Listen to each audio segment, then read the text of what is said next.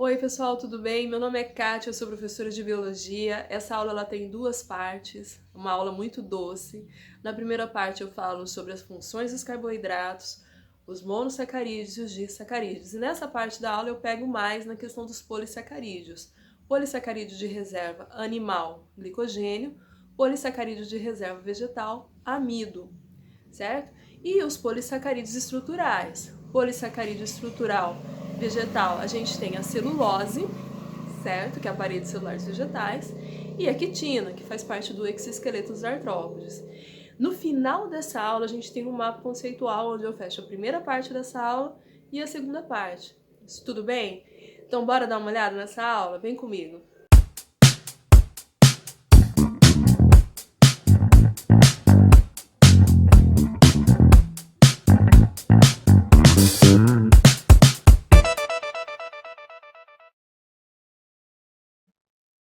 Amido. Eu falei para vocês agora que o amido é reserva energética de quem? Reserva energética dos vegetais. Olha essa fotomicrografia que a gente tem aí, que linda! Essas bolinhas que estão aparecendo aí para vocês, essas bolinhas aqui, elas são amido, grânulos de amidos armazenados numa folha. Então a gente perceba bem, onde que eu vou ter, onde eu vou encontrar amido no vegetal? Alguns tipos de sementes vão possuir amidos, beleza? Alguns tipos de raízes vão possuir mandioca, né? Não sei se vocês já tiveram a oportunidade de comprar mandioca que está dura. A mandioca, ela armazena o amido ali na raiz durante um período. Quando ela não tem glicose disponível para a planta, às vezes porque não está conseguindo fazer fotossíntese, ou às vezes porque as folhas estão ficando velhas por tantos motivos, ela utiliza aquela reserva. Então, aquele amido que estava armazenado na raiz, ele é consumido. Então, a mandioca deixa de ser macia e passa a ser dura. Então, percebam que a gente tem isso daí, a mandioca, a batata, né? Quando a gente vai descascar a batata para fazer um prato, para fazer uma salada de batata, a gente percebe aquele amido sendo liberado com a nossa mão. A batata inglesa, aquela batatinha que a gente usa para fritar, ela é o caule. Então, a gente tem em sementes, a gente tem em caules, a gente tem em raízes, certo? A gente pode ter amido em várias partes do vegetal. Mas eu queria exemplificar muito para vocês isso, a questão da mandioca, da batata, mandioca, que é uma raiz, a batata e o milho, certo? Porque são exemplos comuns em prova, são exemplos que caem em prova, são muito comuns, então por isso que eu gostaria que vocês prestassem nesse. E o glicogênio? O glicogênio, ele é uma reserva energética do animal. E como funciona isso? Funciona mais ou menos assim, ó. Deixa eu escrever aqui para vocês.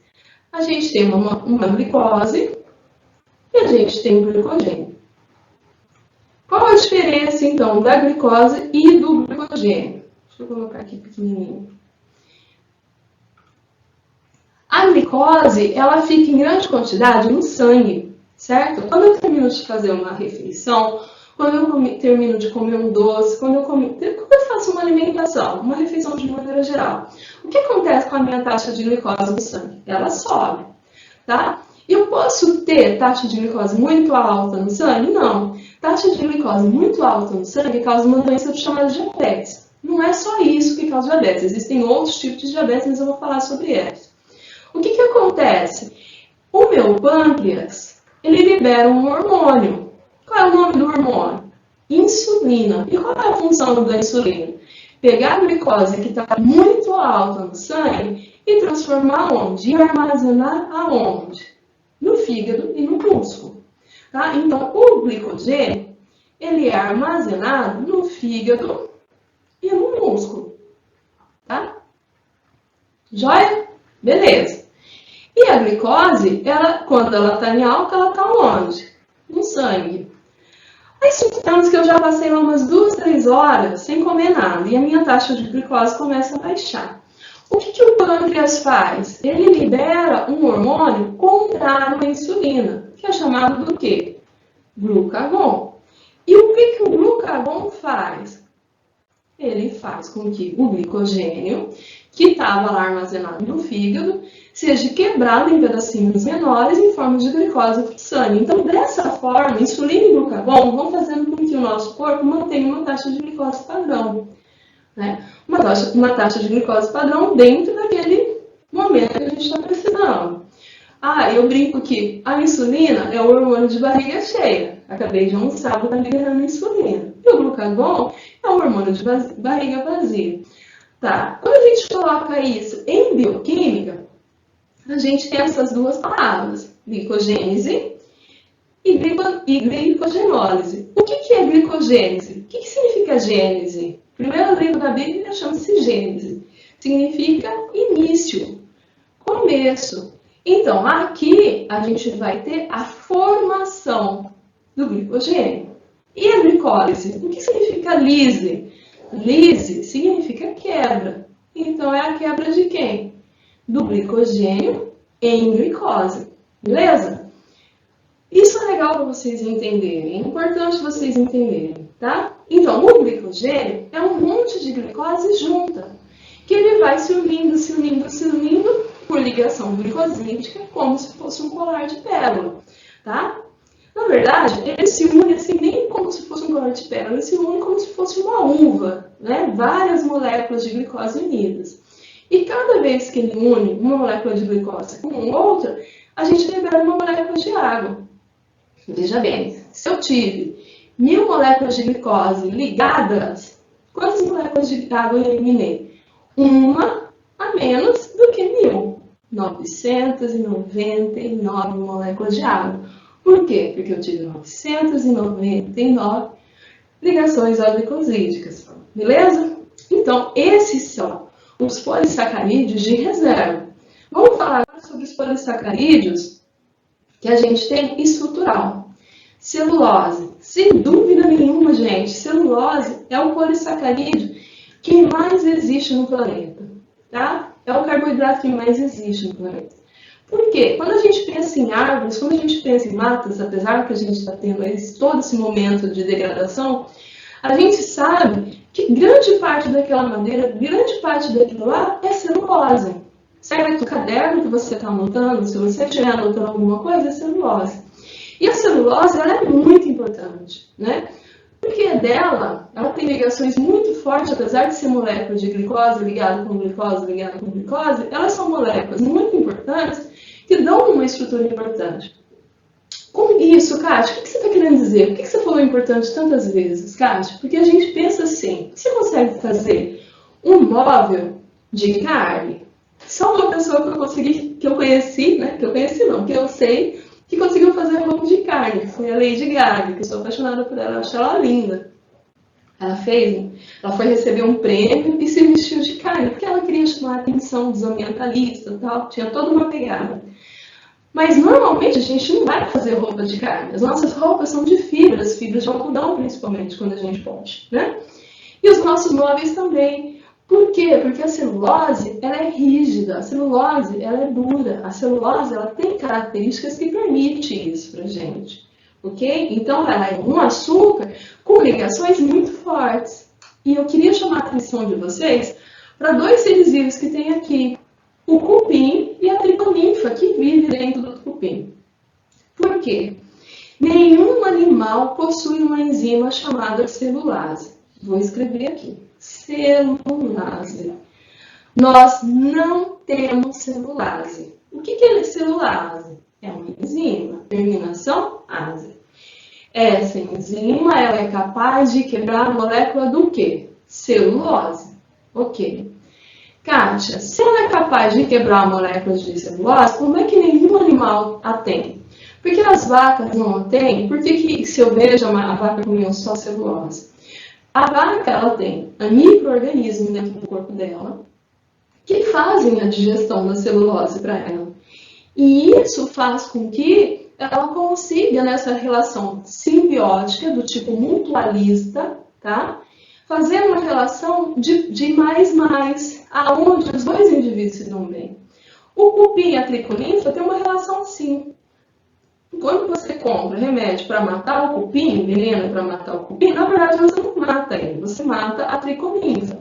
O cupim come celulose mais um pouco, não consegue digerir e morre. Presta atenção nisso. Celulose no nosso corpo, elas vão ser chamadas de fibras, tá?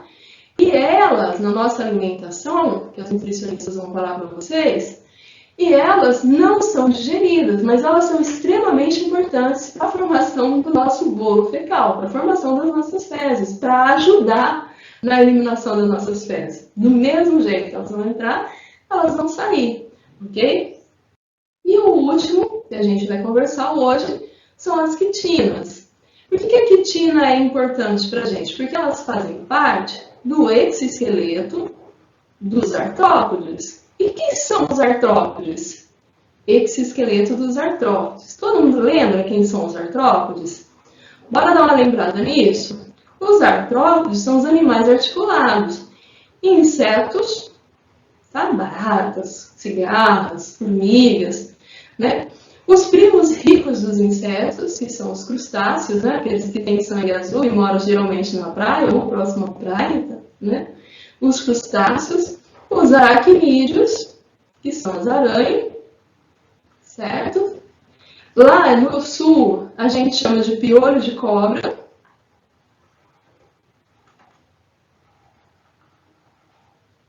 Que são e as centopeias, tá? Os piolhos de cobra também são chamados de emboá, tá? Pelo menos na minha cidade, porque esse é um nome comum, né? Então é difícil de falar, mas a gente chama eles de diplópodas. Diplópodas, não sei se vocês conhecem já essa parte da zoologia, né? E as centopeias a gente chama de quilópodas, né? Quilópodas.